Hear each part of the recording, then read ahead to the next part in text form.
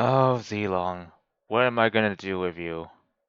Any, anyways, hello everyone. This is WWE Gaming, and welcome to the brand new installment of Future Langrisser.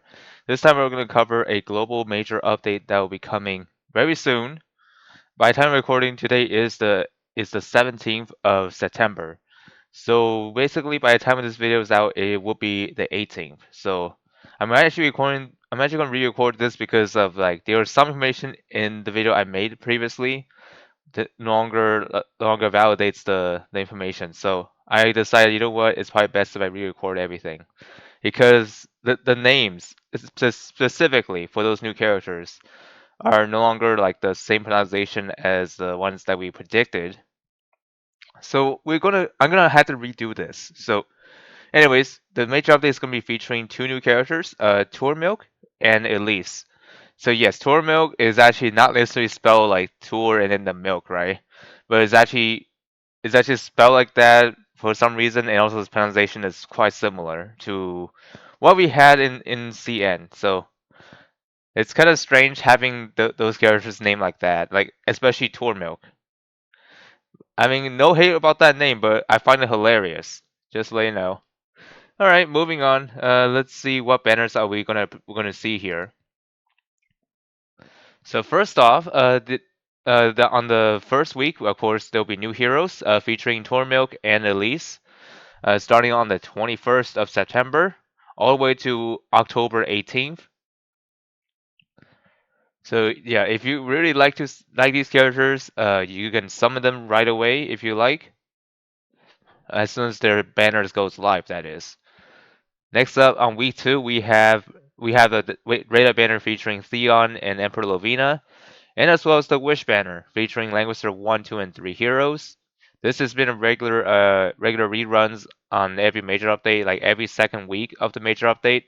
This banner comes back on the week two. This one begins on September 28th all the way to August 11th. No, not August, October 11th. My bad. Anyways, I think I'll keep that in there as one of those funny moments, you know. October 11th, that's the time when this one goes away. On week three, we have a Destiny banner featuring Rosalia, Susie White, as well as Emilia. And then at the same time, there's also another Wish banner. This one features Langrisser 4 and Langrisser 5 characters. So if you're missing any of these characters within those titles, they're actually pretty decent for you to pick them right up because these banners are there to get those players to catch up their missing units. Because not gonna lie, even though some of those units are old, doesn't mean they're dated on, like, they're not useful anymore for other content. But there are some units out there that are still pretty good and still have purpose in PvP. So for example, like Landius, for example, like even though his tanking role is actually is already over for some reason, but his faction buff never gave up on him because so far Landius's faction buff is by far the best ones out of the Elite Legends. And funny enough, there aren't not even a single new unit ever have Elite Legends faction power or faction buff, whatever you're gonna call it. So yeah, Landius is still excellent to pick up for this banner if you're missing him. And also, not to mention, if you're missing Ricky or McLean, they're also available because they're part of that lineup too. So just to let you know, if you're thinking about getting McLean or Ricky, yeah, you don't have to wait for that long since they're always gonna come back every major update within Langrisser 4 and 5 lineup. And finally, actually, wait, before we move on, I gotta tell you the dates of when this is coming. This one begins on October 5th, all the way to October 18th, which is by the end of the major update. And then on week 4, this one features two Destiny banners, one new one and one returning one. Well, actually, maybe both are returning ones. So let's see what they are. So we have Clotaire, Maya, and Lucretia. And then the second one features the classic Rachel, Lana, and Tiaris. And both banners will run on the on October 12th, all the way to October 25th. So as you can see there, the lineup of those banners are pretty solid. I myself won't be summoning on this batch because, I got all the units that are available here, except for the new heroes, of course. I'm not planning to pull for them because I am saving up for something big that's going to be coming in like 2 more months, which I'll tell you why later in the video. All right, moving on. Moving on. So let's see what we have in the events and changes that we'll be expecting here. So yeah, according to what this update is, so there are some new stuff that we gotta look into. So in case you guys haven't seen my community post, there's actually a new type of mode going to be added to Langrisser mobile global version. So and that one, I think the Interstellar, I think that one is the new mode. It's called the Leap Portal or Portal Leap, that something like that. Anyways, that one is there now when the update goes live. That is. We also have Dawnlight Bastion returning, which is a tower defense event. And of course, the quality light changes, there aren't any in this update, so don't expect anything from it. Alright, moving on. We have, let's see if it will let me do it. So, anyways, we have new confession and exclusives. So, let's take a look what are the exclusive for this time. So, this time around, we got one for McLean, which is a headwear, and then another headwear goes to Rose and Seal. So let's take a look what they do. So let's take a look. McLean's helmet increases his HP and defense plus 5%. When passing a friendly stream terrain, the mobility consumption is the same as traversing on water. After actively attacking and killing the enemy, unit recovers 20% of HP. So yeah, McLean's headwear is pretty good. Basically, that this is treated like a like the mobility consumption will be treated the same as you were traversing on water. So you should be able to reach better places with this. And as well as if you're able to kill an enemy, he gets to heal back up by 20%, which is a huge chunk of HP recovery, which is pretty nice. And I think McLean players are going to be liking that. Next up, we have Rose and Seal. Rose and Seal is probably arguably the best healer out there, but unfortunately, some people say that her healing power is weak. Well, I got good news for you. This exclusive fixes almost everything about the low healing power, you know? So, anyways, let's take a look at what I mean by that. So, Rosen Seal's exclusive increases her HP by 10%. For every layer of crystal barrier on Rosen Seal, which is herself, healing effect plus 3%. When the hero dies, the HP of other friend units within 2 tiles are restored by 2 times of Rosenseal's int.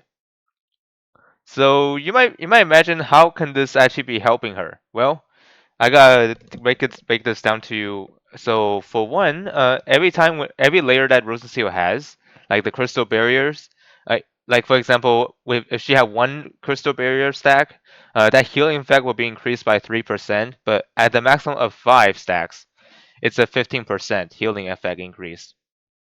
And also, if she for some reason dies somehow, all the friendly units within 2 tiles of her will get healed by 2 times of Rosenseal's int, which is quite nice because Rosenseal needs like a lot of healing power. But however, in exchange, of course, forced her to be killed. So yeah, if you want to use her really well, Rosenseal's exclusive is also good for grabs. We also have a new confession. This one belongs to Poyal, the AoE rush unit. Alright, moving on. Let's take a look at what we have in here. So, casting patterns, huh? Alright, let's take a look. Alright, just had to clear my throat there, so that way I can keep talking. So anyways, we got 4 new characters that are, 4 existing characters getting casting patterns.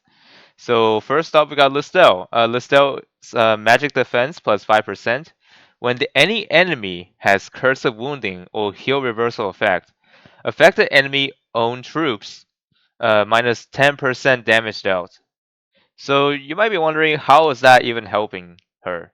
Well, to put it simply, as long as that enemy has curse of wounding or heal reversal, anything that's similar to like healing that converts into damage, their soldiers will not be as effective as they normally would when they got heal reversed. Like that means either they have like a the curse of wounding made from the spell, or Sakura's bleed effect, which like the one that can actually deal damage while instead of healing, if the caster is the one that's healing them, even if they do not have the effect. So yeah, that kind of stuff. As long as they have the debuff that like reverses their healing, their troops aren't going to do as much damage as they would have. So this could be helpful to some of you, but in the long run, maybe not. So, I mean, Listel is a fine addition for this casting pattern skills. Moving on, we got Florentia. In plus 5%. If you're using Resounding Might, which is her 3C, and if you have a special effect of Fusion Power, skill cooldown minus 2. So this is pretty helpful. So whenever using her 3C, and when you're under the effect of faction buff, that cooldown gets reduced by 2 turns, which is quite nice.